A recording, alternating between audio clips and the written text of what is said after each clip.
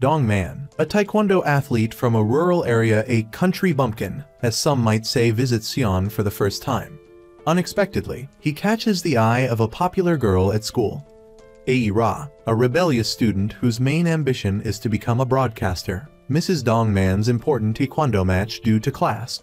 She tries various schemes to get excused from school, all foiled by her homeroom teacher. Desperate, Ai Ra and her friend Seol Hee skip school to watch him compete. Dong Man is losing.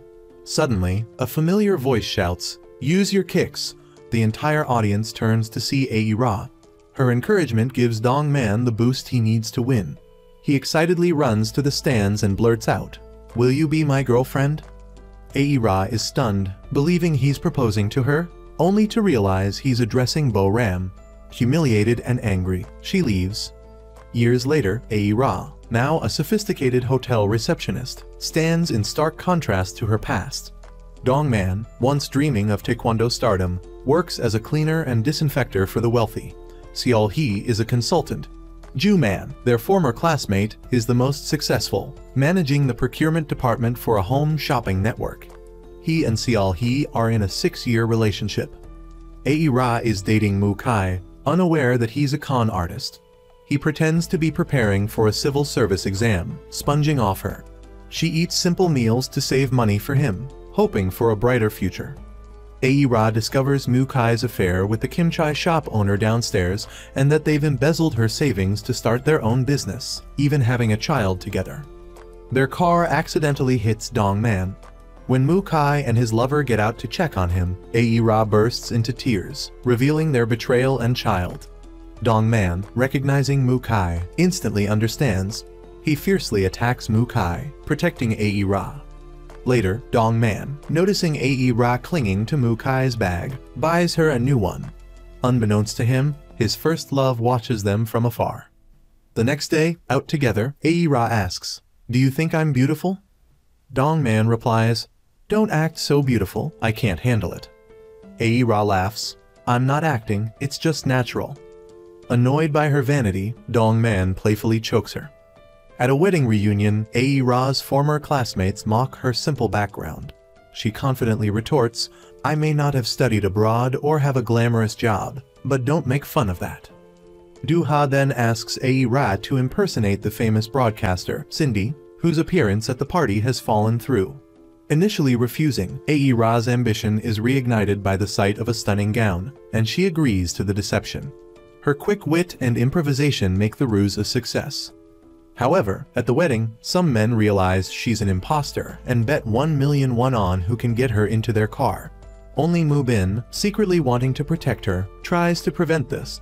He shows Ai Ra a group chat revealing their intentions and urges her to take a bus. Mu Bin is Dong Man's high school friend. He used to like Bo Ram, but she liked Dong Man. Now, Mu Bin is captivated by Ai Ra's stage presence. Meanwhile, Dong Man is heading home for his mother's birthday. He gives her a massage machine, but family tensions erupt. His father pressures him to return to Taekwondo, but Dong Man refuses and leaves angrily. Dong Man goes to his old training gym, where someone challenges him to a fight. Initially hesitant due to his inactivity, his negative emotions lead him to accept. Quickly, Dong Man is defeated, his body no longer as agile as before. His disappointed coach stops the fight. Ai Ra calls Dong Man to pick her up. After seeing the group chat, she's furious and insulted. As she exits the restroom with Mu Bin, the men surround her, inviting her into their cars. She asks, "Which car is yours?" 3 men eagerly point to their vehicles. Ai Ra swiftly and expertly damages each car, leaving the men terrified. One exclaims, "You're just a fake. 2 million won is too much." He tries to slap her, but Dong Man sees this. When the man attempts to hit her again, Dong Man intervenes. Ai Ra stops him from seriously injuring the man. However, when Dong Man tries to let him go, the man insults him, prompting Dong Man to retaliate. Both are taken to the police station. Their coach arrives, checking on Dong Man. "Are your ribs okay? Still have all your teeth?" Relieved to find him all right, he sighs. The attacker demands Dong Man's arrest, boasting of his legal connections. Ai Ra interjects, "Do you know who I am? I'm crazy. Even the people you know fear me." Do you want to be swiping your hospital card every day? I still have the recording of you guys trying to assault me. They leave the station together. Dongman vows to protect Ae-ra from harassment. On the way home, remembering the day's events, he cries, asking Ae-ra to comfort him. Suddenly, he asks, "Is this a butt?" Ae-ra replies, "No, it's a belt." Dongman forbids her from associating with such men, recalling how she protected him as a child, and stating it's his turn to protect her. The next day at work, Ae-ra finds a mysterious gift. Her manager wants to open it, but she stops him, fearing it's a customer's forgotten item. Meanwhile, Dongman ignores harassing texts from his first love, Hai-ran. She tracks Ae-ra down at a fast food restaurant, repeatedly asking about Dongman, infuriating Ae-ra. "I don't know anything. After Dongman's marriage and move, you'd better not look for a married man." Hai-ran smirks, having already investigated Dongman's status. Dongman faces constant pressure from his supervisor, despite working together. Dongman carries the entire workload. Meanwhile, Seol-hee is filming a commercial. She chokes on a cherry. Ju-man rushes to help, ignoring onlookers, lifting her onto a table and performing CPR.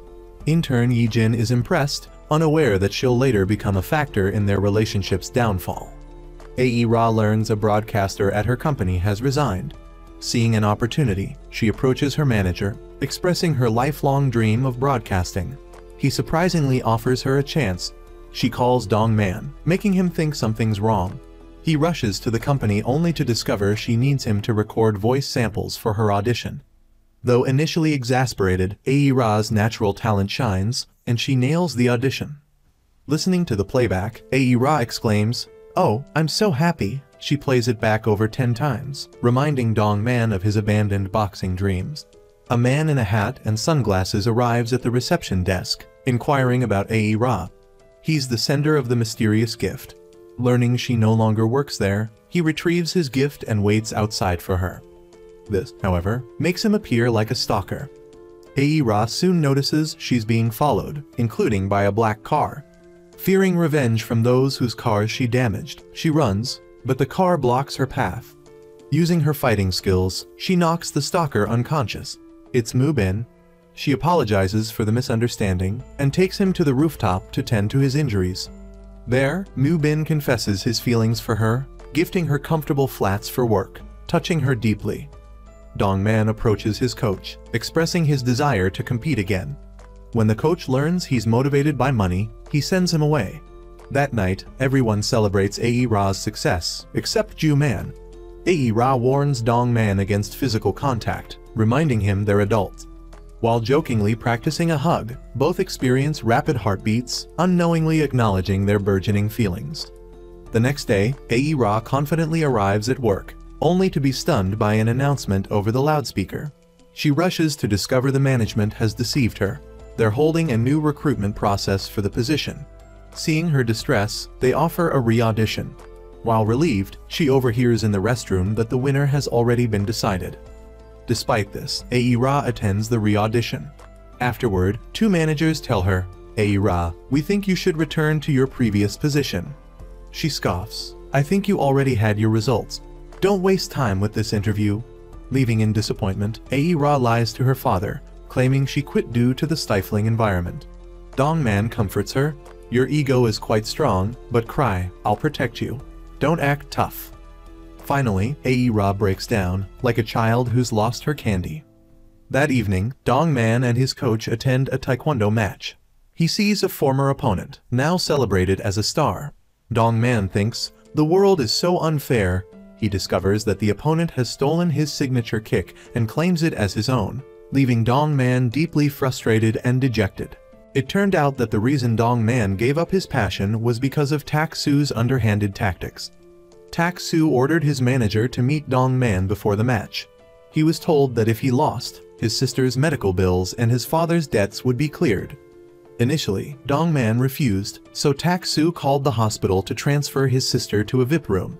Finally, Dongman agreed, resulting in a humiliating defeat on the fighting stage against Tak-soo, despite the cheers from his family and sister. Dongman could only lie face down in the stands and cry. Back in the present, while waiting for his coach, Dongman encountered the despicable Tak-soo again. Tak-Soo sneered condescendingly. "Why are you so obsessed with me? Please stop hanging around in the stand, buddy. Are you scared of me?" This question was like a dagger to Dong Man's heart. He confronted Tak-Soo, a minor scuffle ensuing. Things remained relatively calm until Tak-Soo asked, "Oh, right, how's your sister doing now?" He then laughed mockingly and left. This time, Dong Man didn't hold back. With a single, powerful kick, his legendary move, he swiftly defeated Tak-Soo. Unfortunately, a reporter captured this on camera, and Tak-Soo's reputation suffered a severe blow overnight. After the coach learned about the incident, he intended to talk to Dong Man. Unexpectedly, Dong Man proactively sought him out, expressing his desire to return to fighting. At that time, Aira was being driven home by Mu Bin, and coincidentally, they ran into Dong Man. Wanting to share his return to his passion with Aira, Dong Man embraced her joyfully. Seeing this, Mu Bin quickly got out of the car and separated them. "I'm hungry. Didn't you say you'd take me for noodles earlier? Let's go." Dong Man wasn't to be outdone. "Me too." So, the three of them went to eat together, constantly bickering throughout the meal. It turned out that they had known each other since high school, but their relationship was strained then because Bo Ram, Mu Bin's crush, also liked Dong Man. Now, with Aira, his current crush, involved with Dong Man, Mu Bin was even more determined to win Aira's affection. Meanwhile, Ju Man and Seol Hee were spending time together. After a company party, because they didn't want to go public with their relationship, they pretended not to know each other at work. This was why the new interns dared to act so familiar with each other. During a meal, Seol Hee was treated poorly by some of their co-workers, which greatly upset Ju Man. On their way home, he took her to buy an expensive dress. He didn't want his girlfriend to keep wearing the same few outfits. Despite Seol Hee's reluctance due to wanting to save money, Ju Man insisted. This led to an argument. He didn't want people to see her as impoverished. "You've been scrimping and saving for me all year. Don't do this anymore," he said, feeling guilty. Seol Hee threw the dress down and took a taxi home. Ju Man tried to stop her but failed. Yi Jin happened to drive by and gave him a ride. During the ride, Yi Jin deliberately mentioned that she also liked pink and assumed the dress was for her. Ju Man gave a vague response. She even proactively invited him to eat before he went home. Ju Man firmly refused and thanked her before leaving. On his way, he bought a pink teddy bear to give to Seol Hee. Dong Man and Aira, not wanting to reveal their address, said goodbye to Mu Bin by pretending to head towards the rooftop. He believed them and left. On the rooftop, Aira questioned his return to fighting. She protested, worried about the injuries he would sustain, and stressed she didn't want to see him hurt. But Dong Man was determined to pursue his passion, despite Aira's objections. The next morning, Hai Ran arrived at Dong Man's gate, only to encounter the landlady. Hai Ran wanted to rent a room. The landlady, judging her to be wealthy, considered her unsuitable for the building. Moreover, she declared she didn't accept beautiful tenants, claiming they were too troublesome and capricious. The landlady then left. At that moment, Ju Man and Seol Hee arrived for work. Upon seeing Hai Ran, Seol Hee called Aira to handle the situation. It turned out Hai Ran had a history of using Dong Man as a rebound, contacting him every time she broke up with someone. Dong Man, being easily swayed in the past, had always been there for her, even without hesitation. She had been involved with numerous men, and after each breakup, she would cling to him. This was why their mutual friends disliked her intensely. Her current reappearance was due to a recent divorce. Hai Ran resorted to her usual tactics, acting coy in front of Dong Man. However, this time, he remained firm, simply telling her not to appear before him again. After they went inside, Aira saw the video of Dong Man defeating Tak-Soo. Without saying a word, she rushed out to find him. Dong Man was preparing for training. "Hey, why did you fight again? Do you want to die?" Seeing this, the coach could only sit silently in his car. "Did you convince Dong Man to return to fighting?" "No, Dong Man begged me to let him." Both then received a deadly glare from Aira directed at Tak-Soo. After seeing the video of his defeat go viral, and the negative impact on his advertising contracts, Tak-Soo decided to get revenge on Dong Man to restore his reputation. He sent someone to pretend to want to collaborate with Dong Man. Dong Man, eager to return to his passion, defied his coach and secretly participated. It was a trap. The fight lasted only a minute. Dongman was knocked out. Aira was shocked and wept helplessly. Even at the hospital, her tears wouldn't stop. Suddenly, Hai-Ran arrived. Her presence prompted Aira to stop crying and engage in a verbal sparring match. Seeing the situation escalate, Dongman sent Hai-Ran away. "Please leave. I don't want to see you anymore." Hai-Ran remained defiant, saying to Aira, "Don't worry about other people's business. There's still plenty of time." Him holding your hand was deliberate, so I could see it. Then, she finally left. The coach rushed to find Dongman, who thought he was coming to reprimand him for secretly competing. Instead, the coach embraced him. "You're lucky to be alive." The coach then revealed that Dongman had been tricked. His opponent belonged to a family renowned for 3 generations in Brazilian Jiu-Jitsu. The match was like a university student fighting an elementary schooler. Dongman could be considered the victor. However, unbeknownst to them, Dongman's opponent suffered serious ligament damage. Before returning to his country, he warned Tak-Su, "Don't fight Dongman, you'll definitely lose." This drove Tak-Su mad. That evening, Dongman went to a nightclub, still fuming over Tak-Su's trickery. Without saying a word, with a single move, he sent his opponent sprawling. "Trying to stop me? Don't mess with me," he warned, leaving Tak-Su humiliated. Aira continued her search for a broadcaster position, wanting to challenge herself again. She suddenly received news that a watch had been stolen from her shop. Security footage pointed to a woman as the suspect. Aira rushed to check if the customer had accidentally taken it. The woman dropped her bag. Aira checked for the watch. While apologizing for the intrusion, the woman's statement revealed a discrepancy. "I never mentioned a watch. How did you know I was looking for one?" Aira stood up and pulled off the woman's hat, revealing the stolen watch hidden inside. Aira thought she had achieved a great feat by catching the thief. However, she was summoned by the manager.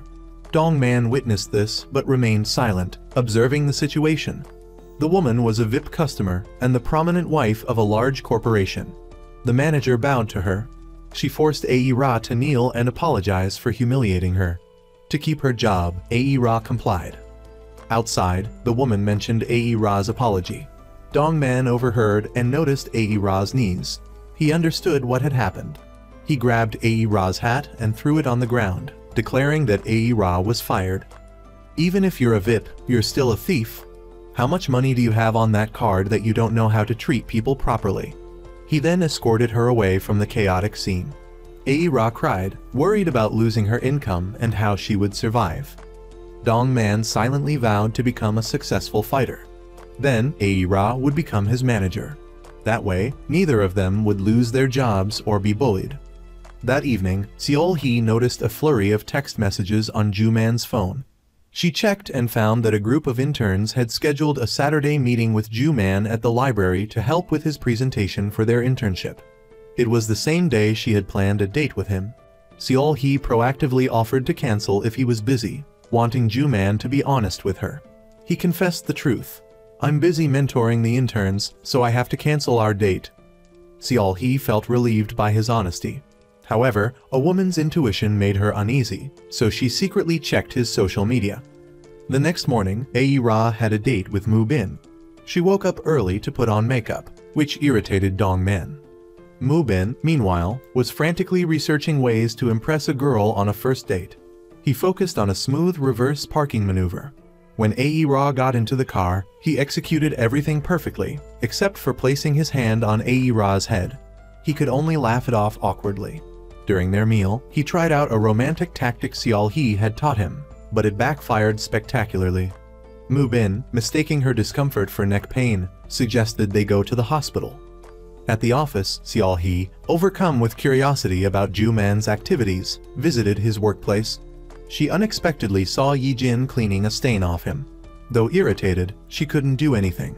Later, she tried to subtly get information from a male intern, only to be caught by Ju-man. He interrupted their conversation. This conversation revealed Ju-man's lie to Seol-hee. That evening, Seol-hee confronted him, but Ju-man defended himself, calling it a white lie. He claimed he hadn't meant to deceive her. Seol-hee, heartbroken but eventually forgiving, decided to believe him. The next day, she packed her bags to visit Ju-man's family for his birthday party. which would serve as a formal introduction. Due to work commitments, she went alone. Her mother helped her prepare many gifts. Upon arrival, Ju Man's family gave her a cold reception. Seol Hee endured their indifference, performing chores like a servant. This was witnessed by Seol Hee's mother, who had come to deliver more gifts. Seeing her daughter treated this way, she felt heartbroken and blamed her own humble occupation as a pig's feet seller for her daughter's predicament. Ae-ra received news that her application had been accepted. She rushed to review her materials. Although she disliked Hai-ran, Ae-ra couldn't deny her on-screen talent and looked her up online. Unexpectedly, Hai-ran showed up. Ignoring Ae-ra's unspoken refusal to let her in, Hai-ran mocked Ae-ra's lingering broadcasting aspirations, declaring her failure. Coincidentally, Dongman was outside. This provided Ae-ra with an excuse to finally dismiss Hai-ran. Afterwards, despite Dongman's objections, Ae-ra prepared for her date with Mu-bin. "Do you like me? Or do I like you? If not, then stop getting in my way," Ae-ra retorted, still angry at the lingering feelings Dongman seemed to have for Hai-ran. Elsewhere, a reporter contacted Dongman for a collaboration, wanting to use his image for promotion. This was a promising start for him. The landlady from Dongman and Ae-ra's apartment building visited the hotel where Ae-ra used to work. She demanded that the VIP status of the woman who stole the watch be revoked. It turned out she was a truly wealthy woman. In another development, after work, Ju Man visited Seol Hee. Witnessing her cleaning while his mother and sister-in-law relaxed, he took Seol Hee's hand and declared in front of everyone, "Don't bully her. She's precious to my parents too. How can you treat her like this? Without Seol Hee, there wouldn't be Ju Man today. If I don't marry Seol Hee, I won't marry anyone in this life." Ignoring their criticism, Ju Man took Seol Hee's hand and left, his anger evident. It turned out that Seol Hee's mother had informed Ju Man, simply texting, "Please love Seol Hee." Upon learning of her mother's message, Seol Hee finally understood everything and wept, blaming herself for causing her mother worry. Mu-bin confessed his feelings to Ae-ra outside her apartment, persistently trying to enter her room. Suddenly, overcome by intense pain, Ae-ra fainted halfway there. The landlady witnessed this and rushed her to the hospital. Afterward, the landlady informed Dongman about Ae-ra's collapse and her hospital location. Upon arrival, he saw Mu-bin and Seol Hee kissing. Enraged, he left, but fearing he might lose Ae-ra, he returned to the hospital room and confronted them. "Have you two been seeing each other? Why were you kissing?" Mu-bin asked him. "Do you like her?" Ae-ra also wanted to hear Dongman's answer. "I'm her guardian," he replied. Ae-ra felt like punching Dongman. "If you don't like me, don't cross the line," she snapped. After being discharged from the hospital, Ae-ra apologized to Mu-bin for dragging him into her troubles. She also admitted she didn't particularly like him, but Mu-bin was very forgiving. "If you don't like me now, you'll like me eventually," he said. Later, Dongman and Ae-ra visited the coach's shop. Dongman seemed secretive. The coach warned Ae-ra, "You shouldn't be with Mu-bin, you're not good enough for him." The next morning, Ae-ra had a job interview followed by a date with Mu-bin. Seeing her dressed up, hair even tied up high, irritated Dongman. Before she left, he snatched her hair tie. Meanwhile, the landlady was buying up Dongman's training space. It turned out she was afraid Tak-soo would buy it first, so she preempted him. Elsewhere, Ae-ra, waiting for her interview, encountered Hai-ran. It became clear that Hai-ran's success was largely due to the support of influential men. Ae-ra just watched and smirked. At the training gym, the landlady arrived to reclaim the property, intending to sell it to someone else. As expected, Tak-soo tried to buy it to leave Dongman without a training space, but he was too late. Ae-ra was waiting for Mu-bin for their date, but he had a meeting with a hospital director, leaving her waiting. Unexpectedly, she ran into the men who had harassed her before. They apologized and informed her that Mu-bin would be attending a large company party the following evening and would, of course, bring a date. They assumed he hadn't told her because he didn't want to pressure her. Ae-ra didn't suspect anything. Later, the two went on a date to a drive-in movie theater. Dongman, anxious about Ae-ra's whereabouts, called her under a pretext. Upon learning they were at a drive-in, he searched for information about it online, finding only 18+ comments. This panicked him. "That girl's crazy," he exclaimed, telling his coach, "I need to go to the drive-in movie theater." They raced there immediately. He frantically searched, mistaking other kissing couples for Ae-ra and banging on car doors to separate them before realizing Mu-bin was buying popcorn, sparing the other couples. A chaotic chase ensued, with Mu-bin narrowly escaping Dongman's pursuit by getting into a car. After dropping Ae-ra off, Mu-bin gave her an expensive pair of shoes, intentionally provoking Dongman. That evening, Dongman called Ae-ra, accusing her. "You said goodbye at the car, then went home. Why did you put on that show in front of me?" Ae-ra helplessly hung up. The next morning, Ju-man received news that his contract was approved and he was promoted. Overjoyed, he called Seol-hee into the conference room to celebrate. Unfortunately, an urgent meeting was called, and everyone was outside. Unable to get the door open, he hid Seol-hee in a closet. After a while, Ju-man intentionally announced a break, leaving only Yi-jin in the room. Yi-jin mentioned Ju-man had kissed her. Ju-man anticipated trouble, and he was right. After Yi-jin left, Seol-hee emerged from the closet. "You two kissed?" she asked. Meanwhile, Dongman unexpectedly ran into Bo-ram, a former admirer. They talked, and she revealed Mu-bin's true nature as a womanizer and con artist. He had pursued Ae-ra to win against Dongman. Dongman realized Ae-ra had been deceived. He immediately went to find her. Ae-ra, elegantly dressed, arrived at a hotel, only to be told she wasn't on the guest list. She called Mu-bin. Turning around, she saw him arm in arm with a Japanese woman, their picture on the invitation. She realized his true character. He told his fiancée, "I have something to do, go in first." Mu-bin confessed to Ae-ra that he genuinely liked her and promised to devote himself to her while in Korea. This only deepened her contempt for him. He even blamed her. "I didn't invite you. Why did you come?" Ae-ra left, abandoning the shoes he'd given her, and walked home barefoot. While lost in thought, Dongman arrived and saw Ae-ra suddenly burst into tears, confessing she didn't like Mu-bin. Deceived and hurt, Ae-ra refused to accept it. Understanding her feelings, Dongman threw his jacket over her head to shield her from view, then embraced her. Ae-ra pushed him away. "Don't do this, I'll start to like you."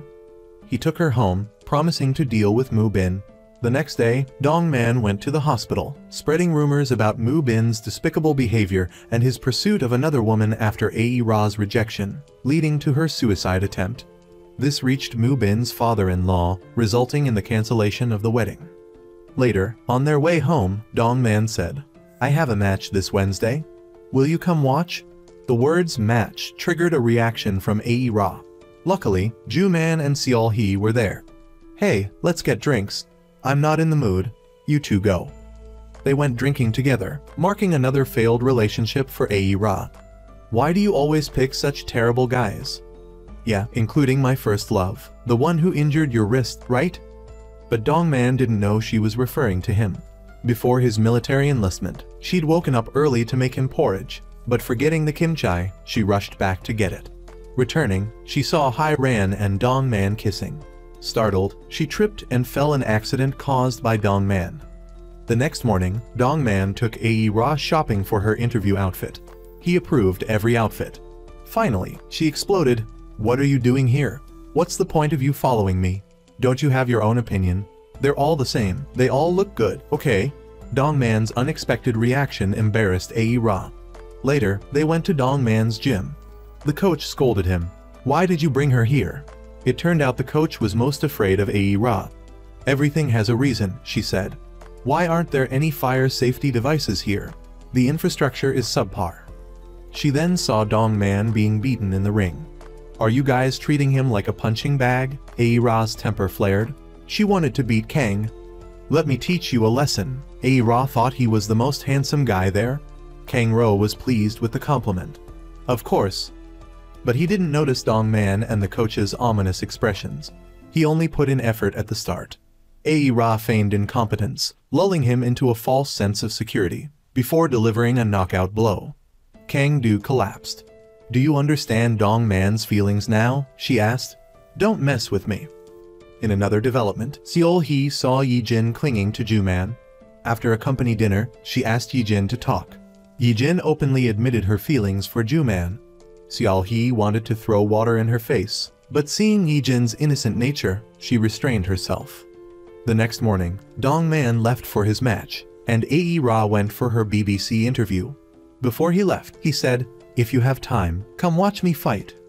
Ae Ra refused. She couldn't bear to see him get beaten. She rushed to the interview, only to be dismissed without even having her resume looked at. "Why haven't you asked me any questions? You can see that everyone here is a returned overseas student. You have nothing to offer." These insensitive words hurt Ae Ra, who had shown great courage in applying. She wept on the bus. Tak-soo, meanwhile, used underhanded tactics to manipulate public opinion, releasing pictures of himself on a date to distract attention from Dong Man. On his way, he remembered Dong Man's match and decided to watch. In the waiting area, Tak-soo's coach found him and apologized for his past actions. He'd seen enough of Tak-soo's despicable tactics. "From now on, I'm your fan. Go get him." Unexpectedly, Hai-ran arrived, causing a stir in the audience. When a reporter asked why she was there, she pointed towards Dong Man and said, "To cheer him on." The match, however, lasted only 19 seconds, leaving the coach speechless. Why did he hold back until now? After the match, Dong Man saw a familiar figure sitting below. He approached, and Hai-ran, assuming he was coming to her, smiled triumphantly, only to realize he was going to the girl sitting at the back. Ae Ra. She was covering her ears and crying, unable to bear the sight of Dong Man bleeding. "Open your eyes, I won." They held hands and left the stadium, under the watchful eyes of reporters. Meanwhile, Seol Hee and Ju Man were leaving work together. "Hey, why do you call each other mine?" They unexpectedly encountered Yijin, who was asleep on a bench, drunk. They contacted Yijin's mother to pick her up. "Is this Ju Man? My daughter has told me so much about you, I wanted to meet you." This left the young couple embarrassed. The next morning, at breakfast, everyone showered Dong Man with attention. His victory had made him famous, and the attention was a form of celebration. Only one person disliked Dong Man's win, Tak-soo. Witnessing Dong Man's return, he trained relentlessly, fearing another defeat at his hands. But alongside Dong Man's success was Ae Ra's string of failures. She kept failing interviews and, feeling despondent, called her father. Knowing she was struggling, he offered to send money. "Why do you always want to send me money? I'm a grown woman." Ae Ra hung up. The landlady overheard this exchange, and a worried look crossed her face. A high school friend visited Dong Man. Their relationship seemed strained, with Dong Man showing little enthusiasm. He quickly ended the meeting to check his ATM balance. Seeing the amount of money from his fight, Dong Man was stunned. He called his mother, promising to send money home and pay his debt to his coach. That evening, he bought gifts for everyone, notably a gold ring for Ae Ra, intending for her to sell it if she ran out of money. The next morning, Ae Ra prepared for another interview. Dong Man had woken up early to buy her Beak NHA candy as encouragement. "You woke up early to buy this? I didn't see it being sold on the way, so I just picked some up." Ae Ra felt energized, but at the interview, she found Hai-ran, who preemptively decided to reject her. Seeing Hai-ran, Ae Ra knew her suspicions were correct. The interviewers deliberately made things difficult, creating an unfair interview. Knowing she wouldn't pass regardless of her effort, she voiced her frustration. "You've only met me for 10 minutes. How can you presume to know my limits? This isn't an interview, it's an attack. Stop it. I know you won't choose me. Don't say anything hurtful anymore." Ae Ra left. Seol Hee then saw Ju Man and Ae Ra in a live company commercial. They were acting intimately because the original actors had developed product allergies. Without hesitation, Seol Hee rushed to the set, inserting herself between them and eating enthusiastically. The audience response was great, with orders flooding in and clearing out the warehouse stock. The director, along with Yijin's mother, came to see what the commotion was about. Yijin's mother commented on how well Ju Man and Yijin suited each other and suggested they get back together. Everyone agreed, until Ju Man announced, "I'm sorry, I have a girlfriend, Seol Hee. We're getting married soon." Seol Hee was overjoyed. After failing her interview, Ae Ra called Dong Man, saying she didn't want to go home and wanted to go to his performance. "I don't want to go home tonight," she said. Dong Man, who was eating, nearly choked on his food. Ae Ra arrived quickly, unaware that this was an opportunity for her to shine. The Meek had encountered a problem. He'd drunk too much the previous night and couldn't continue hosting. This threw the entire team into chaos. Aira arrived just then. Seeing the situation, Dongman suggested she take over. Surprisingly, with her confidence and quick wit, she quickly commanded the stage. This brought the audience closer and increased their enjoyment of the program. She excitedly called her father, telling him to come see her perform the next day. After the success, everyone went out to celebrate. Seeing Aira's overexcited state, Dongman rushed her back to a hotel room. While drying her hair, Aira spotted a cockroach and screamed, chasing it away. She assumed Dongman was helping her deal with the infestation in his room as well, but he was even more afraid of cockroaches than she was. After entering Aira's room, Dongman immediately jumped onto the bed, refusing to leave, insisting he'd sleep there rather than share a room with cockroaches. Aira sighed in defeat. The next morning, a phone call woke Aira. To her surprise, she woke to find Dongman lying beside her. She punched him, waking him up. They had drunk together the previous night and ended up in this situation because they were both drunk. Dongman wasn't wearing a shirt because he'd taken it off due to the heat. However, they were unaware that Hairan and Aira's father had arrived. Hairan, having overheard and followed their interactions on social media, knew they were there. Aira's father arrived due to a promise he'd made.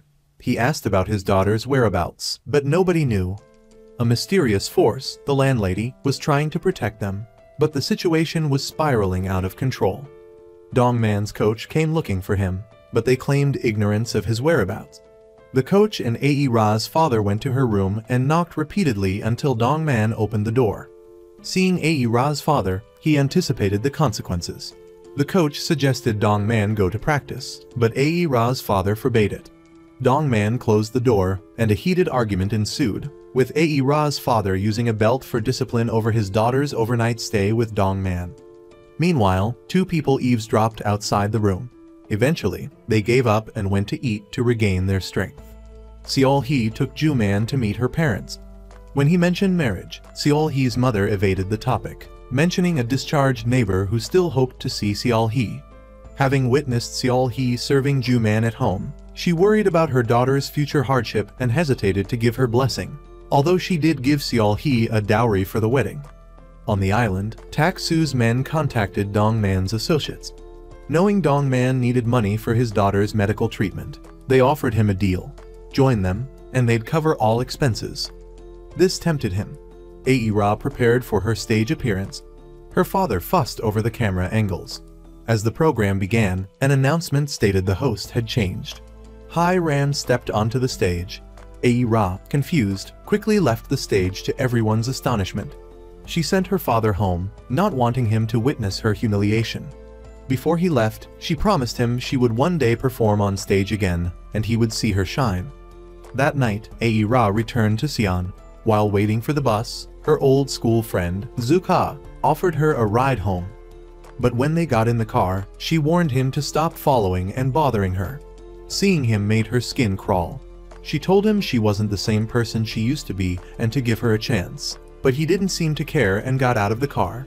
The scene then shifts to Ju-man and Yi-jin. Because she was drunk, Yi-jin asked Ju-man to take her home. Fearing Seol-hee's jealousy, he hid this from her.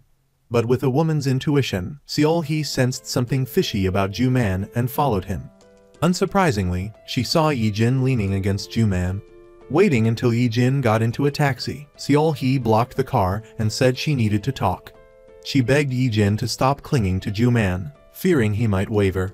Yi-jin's response, "If he wavers, I should bother him even more," left Seol-hee speechless. That night, she cried a lot, remembering past memories and the times Ju-man had sacrificed himself to protect her. These memories felt like knife wounds to her heart. Meanwhile, Hairan was having trouble with the production team. She complained that the script was too demanding, but someone else managed to do it. Then, turning to those around her, the person asked if Aira had returned, making Hairan feel humiliated. That evening, she asked Dongman to meet her, wanting to rekindle their old flame. But he bluntly rejected her, declaring that Aira was the only one in his heart. This enraged Hairan. Suddenly, she saw Aira watching them. So, out of habit, she pulled Dongman in for a kiss. Aira, unable to bear the sight, walked away without looking back. She didn't see Dongman rejecting the kiss and pushing Hai ran away. Seeing Ae-ra, Dongman rushed to her and kissed her, as if staking a claim. He then asked Ae-ra out, and naturally, she accepted. They went to the beach to talk, where Ae-ra revealed a secret. Her true first love was Dongman, and her one-sided love had lasted over 20 years, finally being reciprocated. The next morning, they returned to their apartment building to find a new tenant had moved in. This person seemed quite wealthy, judging by the high-end furniture. Ae-ra, putting on a show, went to take out the trash, knowing she'd run into Dongman. He lifted his shirt, and she questioned why he was doing that so early in the morning. Seol-hee noticed their interaction but remained silent. Later, while the main couple stayed home, their landlady appeared, asking if they knew who the new tenant was. A very beautiful and famous woman, a Korean announcer. They immediately realized who it was. Suddenly, Hai-ran appeared, stating her desire to be near Dongman, just like Ae-ra. Dongman declared that he and Ae-ra were dating and asked Hai-ran not to bother him. He added that once they were in love, they could never go back to being friends. Then, Dongman suggested a date with Ae-ra, combined with a modeling gig. He asked her to wait an hour while she got ready. When Ae-ra emerged in a short dress, Dongman was breathless and told her to change. After she went back inside, Dongman marveled at her beautiful legs. Meanwhile, Ju-man and Seol-hee had dinner together, but Ju-man acted cold and distant, complaining that she was childish and different from before. Seol-hee, unable to take it anymore, left and suggested they break up, thinking they were both tired of the relationship. In contrast, Dongman and Ae-ra were incredibly sweet on the bus, holding hands but agreeing to keep their relationship a secret from their friends for the time being. At the photoshoot, Dongman met an old teammate. When asked why he left, the teammate explained he needed a large sum of money to treat his daughter's serious illness. Dongman understood, having been betrayed by Tak-soo in the past. After the photoshoot, Dongman announced his relationship with Ae-ra to his coach, prompting the coach to jokingly ask if he was being coerced and to send an SOS signal. He wasn't expecting that death glare from Ae. That night, she went to Dongman's place. They watched a movie together and were about to take things to the next level when Ju-man barged in. Ae-ra scolded Dongman, "Is your room a public space or what?" Meanwhile, heartbroken, Dongman invited them both out for drinks. Early the next morning, Dongman had a match, so Ju-man volunteered to take the day off to support his best friend. Seol-hee and Ae-ra arrived soon after. Ae-ra noticed the MC's position in the stands and snuck into an empty room to imitate the MC's announcements. Unexpectedly, Dongman was there. "What are you doing?" he asked. Embarrassed, Ae-ra ran out. At that moment, a reporter also approached Dongman, wanting to film a documentary, but he refused. Luckily, Ae-ra returned just in time to chase the reporter away. Dongman quickly entered the ring. Ae-ra, claiming a stomach ache, went outside. The truth was, she couldn't bear to watch Dongman get hit. Dongman was easily overpowering his opponent, but stopped when he saw him struggling. He saw the opponent's wife crying in the audience and couldn't bring himself to finish the fight. Dongman won, but his opponent berated him. "Why did you go easy on me? Just let me lose directly, don't be condescending." They celebrated the victory. The coach criticized Dongman for being soft in the ring, saying showing mercy is a taboo. Dongman disagreed. The coach was about to teach him a lesson, but backed down when he saw Ae-ra. Dongman was unaware that his younger sister was watching his victory, filled with happiness. Later, watching Dongman's win, Tak-soo worried that he wouldn't be a match for him soon, so they requested an earlier fight to increase their chances of winning. That night, Ju-man received a call from Yi-jin. She had been in an accident and needed help. Ju-man drove her home and, seeing her injured leg, helped her to her apartment. He then helped her carry heavy items inside. Most despicably, Yi-jin took advantage of the situation and secretly took a picture of Ju-man while he was driving, posting it online with a suggestive caption. Seol-hee was heartbroken when she saw it. That night, Dongman and Ae-ra went to the rooftop to talk. "You're preparing for your interview, right? But I think you're better suited for being a mic than a broadcaster. Think carefully about your choices," Ae-ra advised. She had 2 interviews scheduled for the next day, but hadn't decided which to attend. As they descended, they ran into their landlady, who had discovered their secret base. She warned them to go to their separate rooms after drinking, but their love couldn't be contained. Ae-ra showered while Dong-man fixed his bed leg. In the end, they just held each other and slept. The next morning, Ae-ra knocked on Dong-man's door. "Ju-man didn't come home last night," she said. Ae-ra was furious and grabbed a weapon, ready to confront him. It turned out that as Ju-man was leaving Yi-jin's apartment, her mother arrived. Yi-jin, afraid of being discovered, pushed Ju-man into her dressing room to hide. Her mother stayed late, and by then Ju-man was fast asleep. Yi-jin didn't wake him, so he spent the night there, missing countless calls from a worried Seol-hee. The next morning, seeing the missed calls, Ju-man knew Seol-hee would be upset and rushed home. But Yi-jin said, "Don't you remember what happened last night? You hugged me and told me to turn off the lights, then fell asleep. It's really too much." "Yi-jin, please stop lying," Ju-man pleaded. Seol-hee and Ae-ra had been waiting downstairs at the intern's building. After a long wait, seeing no one, Seol-hee tried to convince herself that Ju-man wasn't there. They were about to leave when Ju-man emerged from the building. "You slept at the intern's place? How despicable!" Seol-hee exclaimed. Yi-jin then appeared, returning Ju-man's socks, further hurting Seol-hee. "Nothing happened between us, I just fell asleep," Ju-man insisted. "Whether something happened or not doesn't matter anymore. Let's break up," Seol-hee declared. After that, Seol-hee left. Dong-man then picked up his father from work. His father continuously criticized everything, leading to a quick disagreement and argument between them. That evening, Ae-ra brought a cake to celebrate Seol-hee's return to single life. But Seol-hee cried because she genuinely didn't want the breakup. Earlier that day, she had asked Ju-man to help her pack, and his heartbroken reaction deeply affected her. Dong-man was comforting Ju-man when his mother called, wondering where his father was and why he'd used his credit card so much. Following the location in a text message, Dong-man found his father at a bar, cowering before his boss and humbling himself to keep his job. On his way home, Dong-man secretly followed his father. He noticed his father's weary gait, something he'd never seen before. Dong-man realized the immense effort his father had made to hide his struggles and started to cry. He then called his father, suggesting they have a drink. They secretly went to the rooftop, where Dong-man apologized. Ae-ra unexpectedly appeared, asking why she wasn't invited. Seeing his father smile brightly at Ae-ra's arrival, Dong-man jokingly said his father loved Ae-ra more than him. They then enjoyed a pleasant evening together. The next morning, Dong-man's father visited his training facility. Witnessing the harsh realities of the sport firsthand, he left without trying to stop Dong-man from pursuing his passion. He encouraged Dong-man to follow his dreams, urging him not to repeat his own path to failure. This was the first time his father had encouraged him. Dong-man vowed to one day buy his father a first-class airplane ticket. Meanwhile, at the office, Seol-hee was counseling a client when the client wished her happiness. Seol-hee's tears welled up, and she choked back words, only to see Yi-jin. They went to a cafe. Yi-jin apologized, confessing her genuine feelings for Ju-man.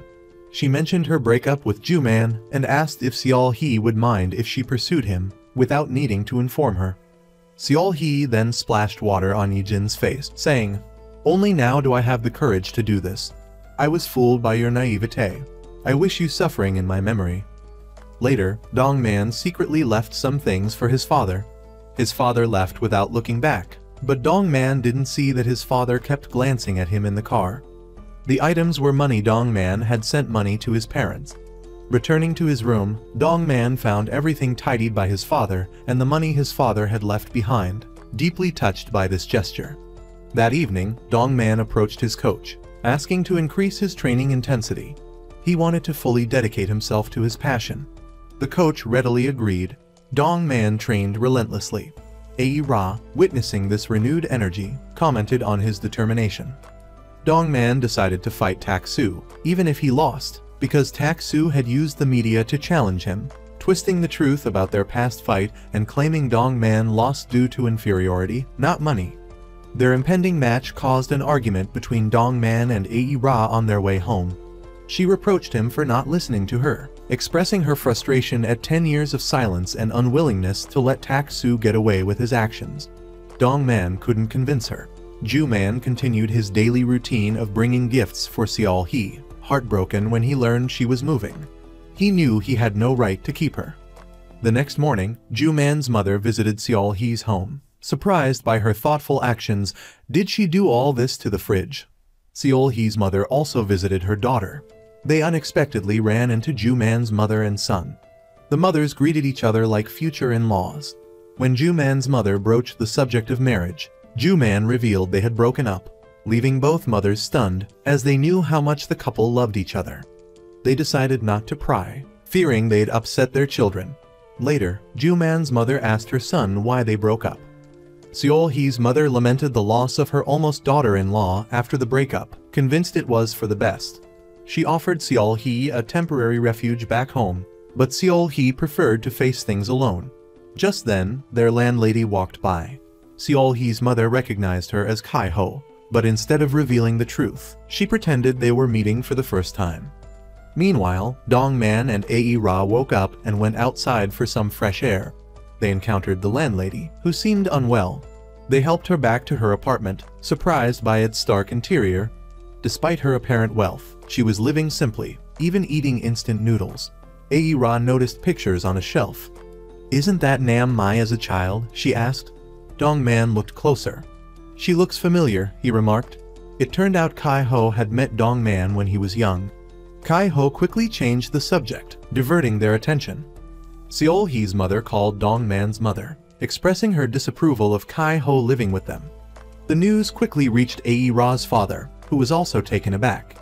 After ensuring the landlady was okay, Dong-man and Ae-ra left, only to run into Nam Mai. "Why are you coming from that direction? My mom is sick, and you don't even care. We just made her noodles," Nam Mai accused. "Thanks for your kindness," Ae-ra replied, "but don't bother next time." Ae-ra was barely holding back her frustration. Post-breakup, Ju-man and Seol-hee reacted in contrasting ways. Seol-hee indulged in self-care, buying a new phone and getting her nails done. She ran into Ju-man's intern, Nam, at the salon, sparking a new connection. Ju-man, however, was heartbroken and withdrawn. Dong-man threw himself into training. Suddenly, someone entered the gym. It was John, a Brazilian prodigy and the brother of Dong-man's former opponent. He delivered an apology from his brother and offered John's training expertise as restitution. John would train Dong-man for 2 months before returning to Brazil. Meanwhile, Tak-soo, fearing defeat, plotted against Ju-man. His coach, disgusted by his underhanded tactics, threatened to quit. Tak-soo, unable to lose his coach, convinced him to stay. Ju-man saw Seol-hee laughing with someone else, triggering memories of their shared moments, particularly in the elevator. Later, he met Yi-jin and suggested they grab a drink. He wanted to clarify their relationship. "You remind me of Seol-hee," he confessed. "Seeing you makes me think of her. If I hadn't dated Seol-hee, I would never date you."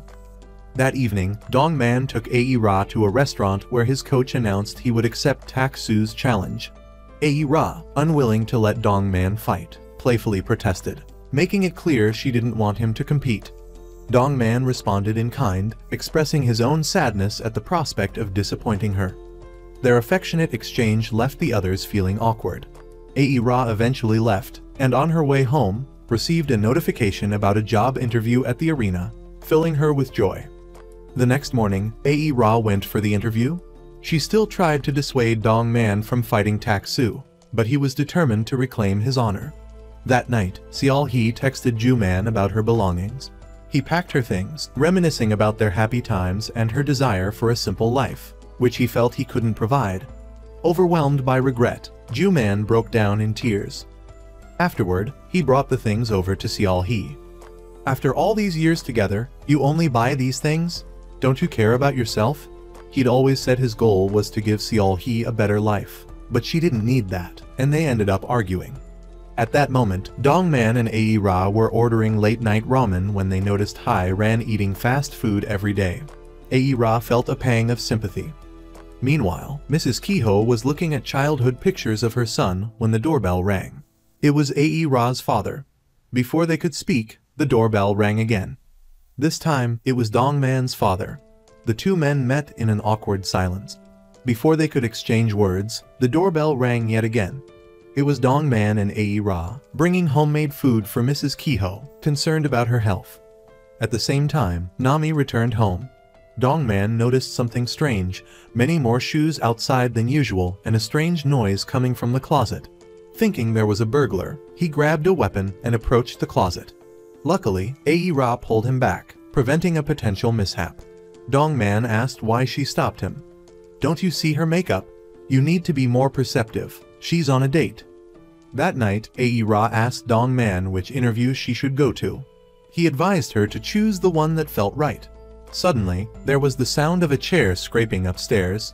This puzzled Ae Ra. "She's home, but why haven't we seen her?" Dong Man didn't pay much attention. The next morning, Ae Ra went for her interview. Dong Man rushed after her, giving her digestive medicine and mints as good luck charms. He told her not to let anyone bully her and suggested she try for a mic position instead of a radio announcer. "I want to be a radio announcer. It feels like I'm in control." Don't be naive. Wherever you are, that's where your playground is. Follow your heart. Afterward, Dong Man went to his press conference, while Ae Ra boarded a car to the broadcasting station. She suddenly remembered his words from that morning. At that moment, Ae Ra truly felt that she wasn't suited to be a radio announcer. She quickly asked the driver to stop and rushed to the mic audition. When asked why she was applying for a male-dominated position, she replied, "I want to start a revolution. This isn't a job only men can do. I want to be an MC, and the first female mic for the MMA Awards." "Alright, your time is up." "Wait, I can be your mic today." Suddenly, a candidate in the audience spoke up, mentioning his overseas education and superior qualifications, requesting a chance to audition. He was refused. Unexpectedly, Hai Ran had been invited to the matches that day. Seeing her, the director commented that they needed a celebrity to boost their viewership. He then offered her an interview, with a salary 30 times higher than others, emphasizing the need to live up to it. Hai Ran, in her arrogance, rejected the offer and left. Meanwhile, Tak-Soo was furious that Dong Man had a strong supporter. He instructed his assistant to bribe him. He refused to lose. Seeing this, Tak-Soo's coach decided to part ways with him, lamenting, "I've turned my student into a monster." During her interview, Ae Ra learned about Hai Ran's difficult situation. After her divorce, her in-laws took back her dream job and even demanded compensation. Seeing her vulnerability, Ae Ra started to feel for Hai Ran. That evening, Dong Man held Ae Ra's hand and told Seol Hee, "I'm borrowing her tonight. I have a match tomorrow and need to recharge." This made Ae Ra uncomfortable as she hadn't told her best friend about their relationship. However, Seol Hee had realized it long ago. "Alright, she's yours tonight." That night, Ae Ra cried, fearing seeing Dong Man get hurt in the match. He had to comfort her again. The next morning, Ae Ra hesitated to go home, afraid of Seol Hee's anger. Fortunately, Seol Hee understood Ae Ra's unrequited feelings of over 2 decades and supported her. The four of them had breakfast together. Seol Hee was busy planning her plum wine business. When asked about her capital, she said she had 701. "Come on, I don't think you should do it. Even 801 isn't enough for shipping." At noon, Yi Jin called Seol Hee to meet.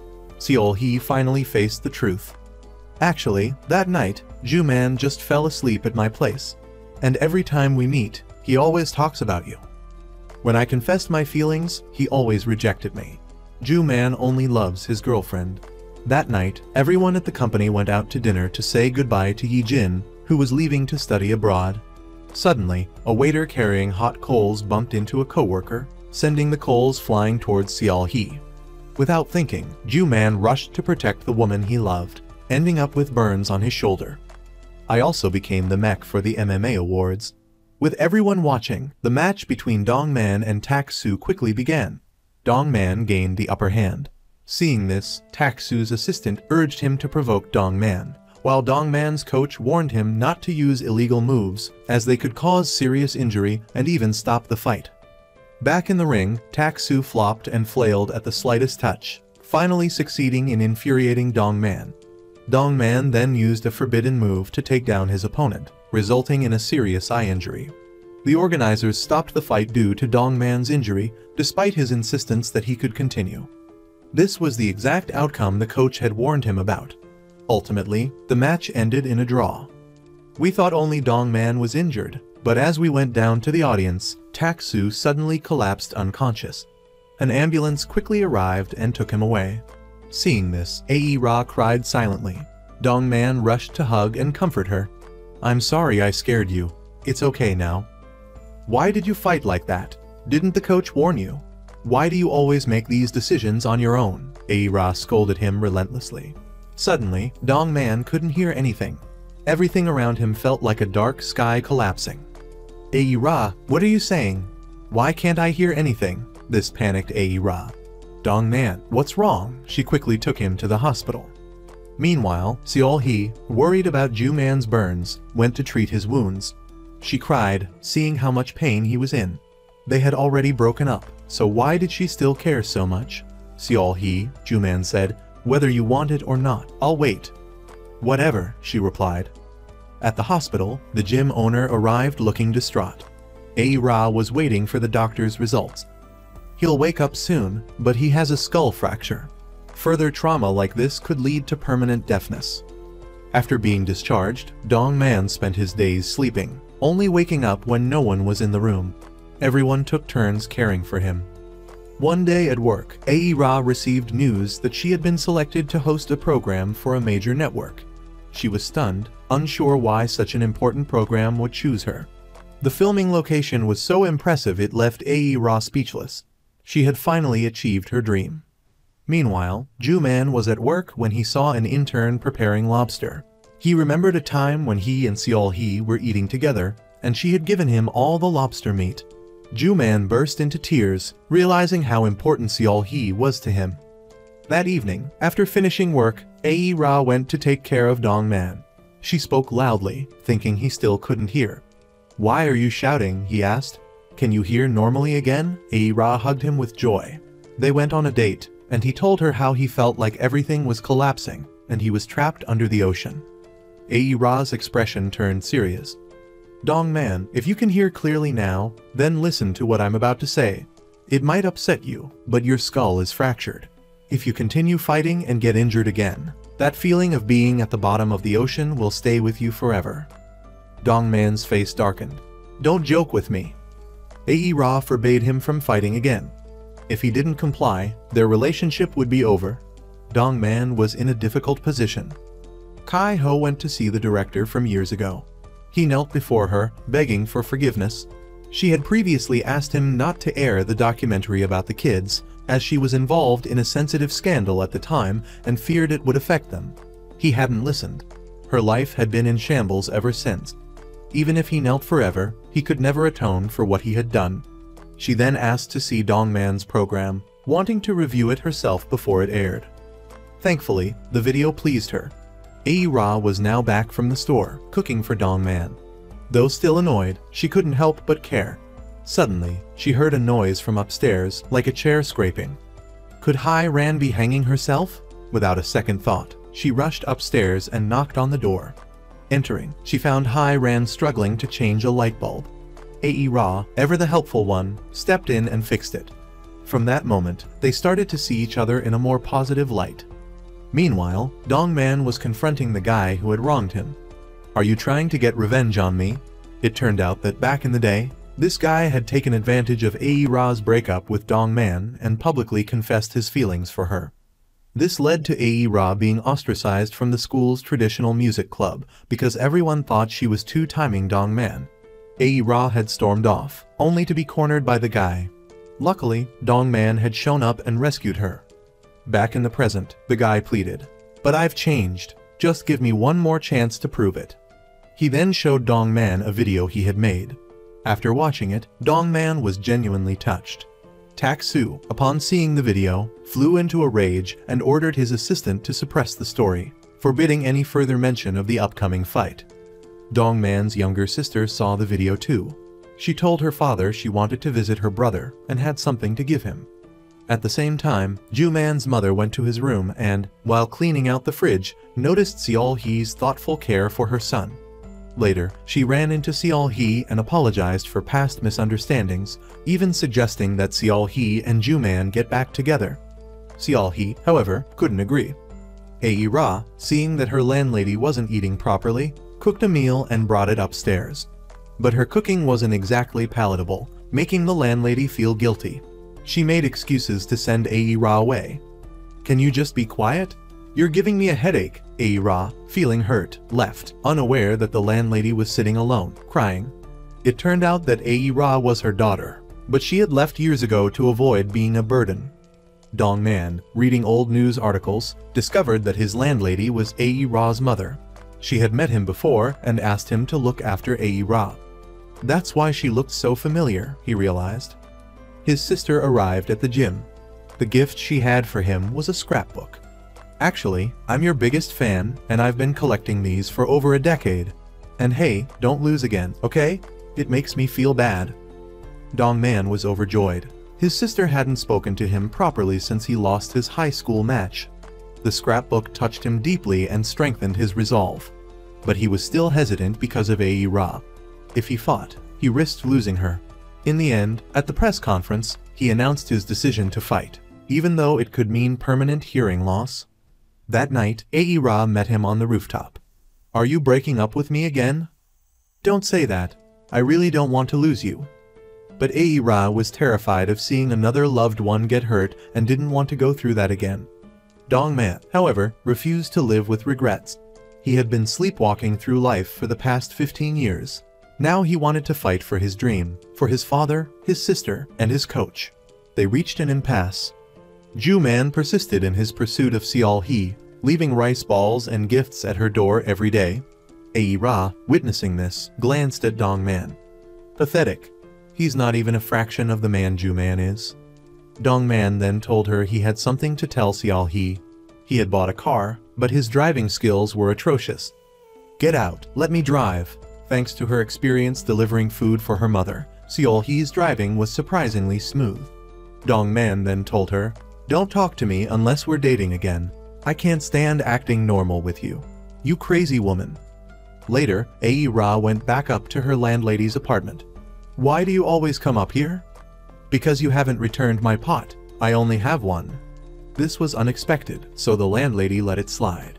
Wandering around the apartment, Aira spotted a teddy bear she had given her mother years ago. Without thinking, she picked it up and pressed it. Aira, loving her mother, sensed something was amiss with Kai Ho and turned back, but it was too late. "Why is a dead person here? I'm living a good life, Aira. I never abandoned you. From now on, don't let me see your face again." Aira, unable to calmly listen to her mother, stormed out. Dong Man was eating the porridge Hai Ran made when a knock startled him. It was Aira. She returned the porridge container, telling Hai Ran to stop doing this. She confessed that years ago, she, Aira, was the one who made the porridge and that she had repeatedly defended Dong Man.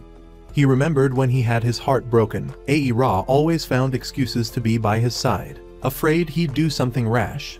He finally understood why Aira was afraid of him going to the rooftop. She always cared deeply for him. Meanwhile, Seol Hee resigned from her job. When asked why, she said her plum wine was selling well, and she wanted to invest in it. Her boss could only congratulate her.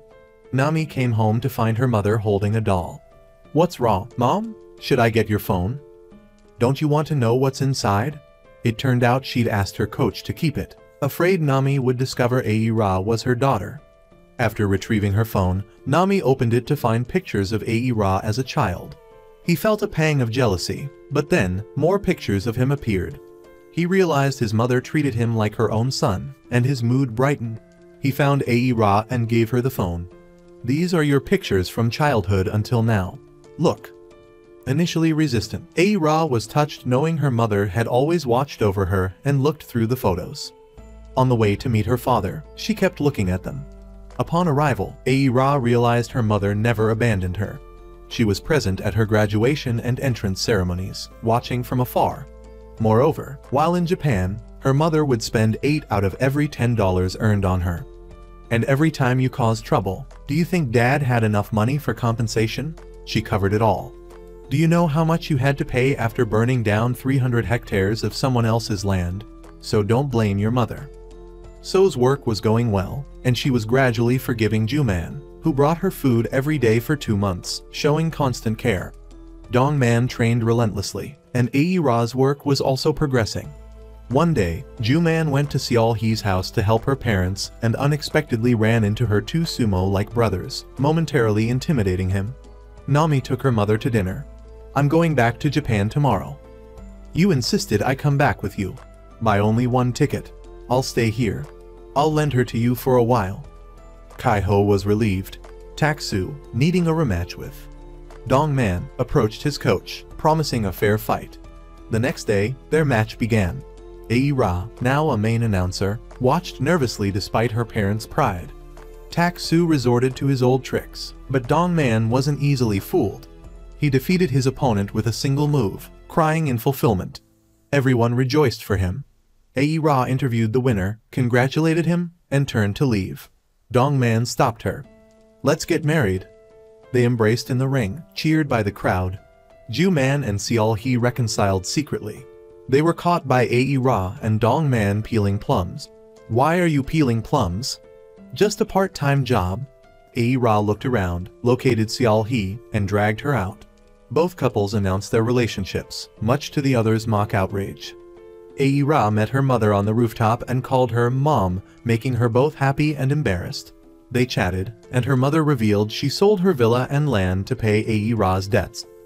"My only assets are this place and Dongman's gym, so you have to pay rent monthly." So moved out, leaving a congratulatory letter. That night, everyone gathered on the rooftop, reminiscing. They were grateful for each other, acknowledging that they were each other's beautiful youth. From friendship to love, they navigated hardships and found happiness together.